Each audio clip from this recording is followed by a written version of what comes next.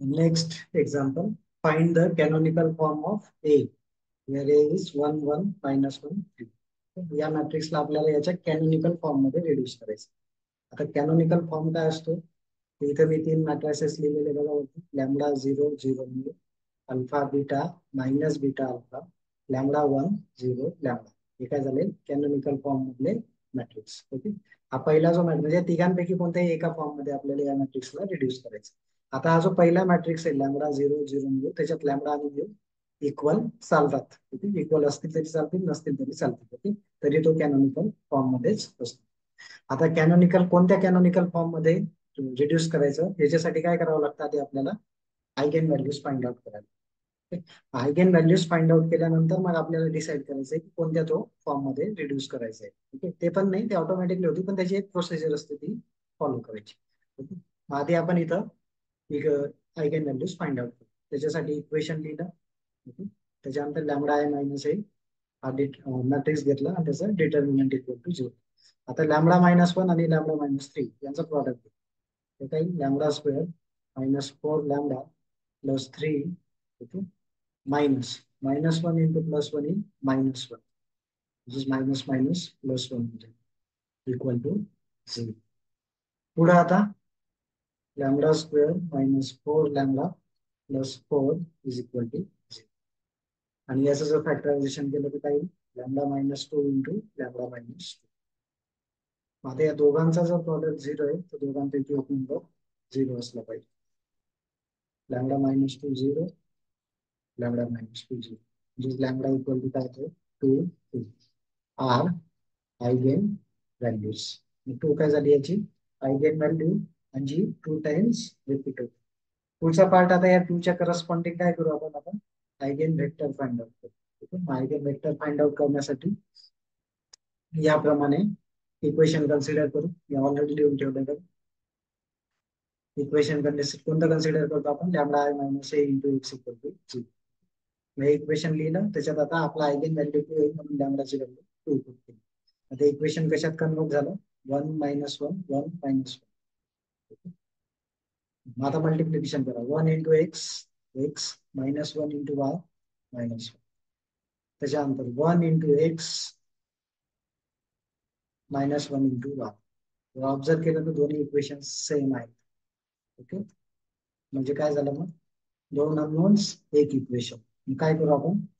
Value assign करू. Assign Y equal to R. Y ला काय करू आपण? R assign. त्याच्यामुळे काय होईल? X minus R is equal to 0. याच्यावर X is equal to R. आपला आयगेन वेक्टर काय येतो बघा इथं? एक्स वाय, एक्स पण आर वाय पण आर. आर कॉमन घ्या म्हणजे 1 1. हे काय झालं आपले? R eigen. जेव्हा रिपीट होईल आयगेन व्हॅल्यू तर काय फाइंड आउट करायचं? Eigen vector. आयगेन वेक्टर झाल्यानंतर पुढे काय करायचं? आता एक दुसरा वेक्टर घ्यायचा. काय करायचं? आता एक वेक्टर चूज करायचा डोक्यात आपल्याला. तो कोणता, तो कसा, ते आता इथं मी लिहितोय, तुम्हाला लक्षात ठेवा. Choose vector W. Okay. W vector choose करायचा आहे. कसा चूज करायचा आहे? सच दॅट आपला जो आयगेन वेक्टर आलेला आहे म्हणजे त्याला डिनोट करा 1 व्ही. आयगेन वेक्टर 1 1 आलेला आहे. तर व्ही आणि W such that V and W कसे असले पाहिजे? Are linearly independent. कसे असले पाहिजे? तर ते लिनियरली इंडिपेंडेंट. मग त्यासाठी आता डब्ल्यू जेव्हा चूज करायचा आहे तर तो आपण कसा चूज करणार? आता ट्रायल आणि एररने ट्राय. मग टेक डब्ल्यू आपण ते नंतर करू, थोडासा रफ होतो. समजा आपण एक एक ट्रायल आणि एररने.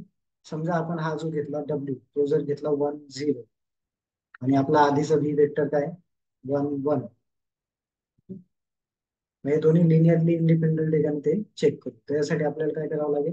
रफ वर्क आहे, लिनियर कॉम्बिनेशन कन्सिडर करू आणि त्याला इक्वल टू 0. काय होतंय बघा मग? Alpha into 1. Okay. Alpha into 1 plus beta into 1. Okay. म्हणजे अल्फा प्लस बीटा. त्याच्यानंतर alpha into 1 plus beta into 0 म्हणजे सेकंड जो वाय कॉर्डिनेटर आहे तो काही अल्फा. म्हणजे काय आलं बघा? Alpha plus beta is equal to 0 आणि second is alpha equal to 0. Alpha equal to 0 put केलं तर काय भेटेल आपल्याला? Beta equal to 0. म्हणजे काय केलं बघा, आपण लिनियर कॉम्बिनेशन घेतलं होतं. लिनियर कॉम्बिनेशन घेतलं आणि काय शो केलं की ते कॉन्स्टंट्स आहेत. मग त्यामुळे काय सांगता येईल आपल्याला की हे दोन्ही वेक्टर्स कसे 1 1 आणि 1 0 हे कसे झाले? Linearly independent. ओके. मग आता आपल्याला काय करायचं आहे? लिनियरली इंडिपेंडंट घ्यायचं होतं. मग लिनियरली इंडिपेंडंट हे काय करत होतो आपण? चेक केलं. आता समजा 1 0 डिपेंडंट आला असता तर आपण काय ट्राय केलं असतं? 0 1. ओके. त्याच्यानंतर पुढचा काय ट्राय केला असता? समजा -1 +1 +1 -1 असं ट्रायल आणि एररने चेक केलं असतं. मग इथं डब्ल्यू काय भेटलेलं आपल्याला इथं? 1 0. ओके. बुकमध्ये एक्झाम्पल सॉल्व आहे आणि बुकमध्ये त्यांनी जो डब्ल्यू घेतलेला आहे तो घेतलेला आहे -1 +1. ओके. तोच घेतला पाहिजे असं काही नाही. फक्त लिनियरली इंडिपेंडंट असला पाहिजे एवढी काळजी. त्याच्यानंतर आता पुढं नाव वी फाइंड. आता आपल्याला काय फाइंड आउट करायचे? नाव we find alpha and beta. Okay. हे अल्फा बीटा नाही, वेगळे अल्फा बीटा घेतोय. ओके. ते लिनियरली इंडिपेंडंट मध्ये घेतले होते. आता आपल्याला अल्फा बीटा फाइंड आउट करायचे. सच दॅट कसे असले पाहिजे ते अल्फा बीटा? म्हणजे त्यांनी कोणतं इक्वेशन सॅटिस्फाय केलं पाहिजे? तर A into W is equal to alpha V plus beta W. हे इक्वेशन सॅटिस्फाय करणारे काय फाइंड आउट करायचे आपल्याला? अल्फा आणि बीटा फाइंड आउट करायचे. आता इथं ए काय डब्ल्यू काय सगळ्यांच्या व्हॅल्यू पुट करून ए काय आहे आपला? तर तो आहे 1 1 -1 3. ओके. डब्ल्यू काय आलेला आहे? 1 0. त्याच्यानंतर अल्फा इंटू व्ही काय आला होता? 1 1. सॉरी, इक्वल टू प्लस नाहीये तिथं, मध्ये काय equal. Alpha into V plus beta into W. W काय घेतला आपण? 1 0. ओके. आता मल्टिप्लिकेशन करा. 1 इंटू 1 1 1 इंटू 0. ओके. त्याच्यानंतर -1 इंटू 1 -1 3 इंटू 0. म्हणजे लेफ्ट हँड साइड आली 1 मायनस. आता right hand side alpha into 1 plus beta into 1 जिस काय आली आहे अल्फा प्लस बीटा. नंतर alpha into 1 plus beta into 0. म्हणजे याच्यावर काय आलं? की alpha plus beta is equal to 1 and alpha is equal to -1. Alpha equal to -1 इथं जर पुट केला आपण -1 plus beta is equal to 1 म्हणजेच बीटा इज इक्वल टू काय आला? 2. ओके. इथे बीटाची व्हॅल्यू काय आली?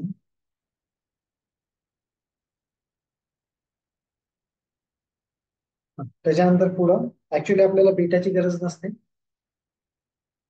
अल्फाची गरज असते. मग त्याच्यानंतर अजून एक वेक्टर डिफाईन करायचा. यू कसा डिफाईन करायचा? 1 अपॉन अल्फा इंटू डब्ल्यू असा डिफाईन करायचा. तर इथं अल्फा आलेला आपला -1.